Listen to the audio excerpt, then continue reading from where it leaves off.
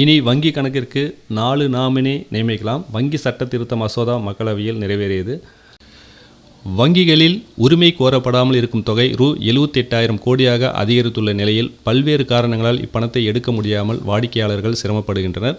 இப்பணத்தை தீர்வு காண வங்கி கணக்கிற்கு 4 நியமனதாரர்களை நியமிப்பது உள்ளிட்ட திருத்தங்கள் மேற்கொள்ளப்படும் என பட்ஜெட்டில் ஒன்றிய நிதி அமைச்சர் நிர்மலா சீதாராமன் அறிவித்திருந்தார். அதன்படி வங்கி சட்டங்கள் திருத்த மசோதா மக்களவையில் அமைச்சர் நிர்மலா சீதாராமன் நேற்று தாக்கல் செய்தார். இந்த மசோதாவுக்கு எதிர்க்கட்சி எம்பிக்கள் கடும் எதிர்ப்பு தெரிவித்தனர்.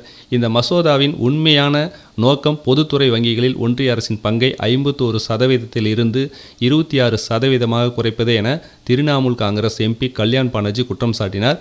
இதற்கு பதிலளித்த நிதி அமைச்சர் நிர்மலா சீதாராமன் இந்த சட்ட திருத்தங்கள் வங்கித்துறையில் நிர்வாகத்தை வலுப்படுத்தவும் முதலீட்டாளர்களின் பாதுகாப்பு மற்றும் வாடிக்கையாளர்களின் வசதியை மேம்படுத்துவதையும் நோக்கமாக கொண்டது.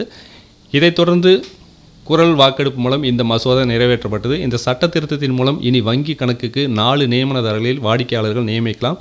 டெபாசிட் செய்பவர்கள் அடுத்தடுத்து அல்லது ஒரே நேரத்தில் நியமனதாரர்களில் பரிந்துரை செய்யலாம். லாக்கர் வைத்திருப்பவர்கள் அடுத்தடுத்து மட்டுமே நியமனம் செய்ய முடியும். இதன் மூலம் டெபாசிட்தாரர்கள் காலமாகும் போது அவர்களின் குடும்பத்தினர் சிரமமின்றி பணத்தை எடுக்க முடியும். கூட்டுறவு வங்கிகளின் இயக்குனர் பதவிக்காலம் 8 ஆண்டுகளுக்கு பதிலாக 10 ஆண்டுகளாக நீட்டிக்கப்பட்டிருக்கிறது. நேற்று இந்த சட்ட திருத்த மசோதா மக்களவையில் நிறைவேறியது குறிப்பிடத்தக்கது.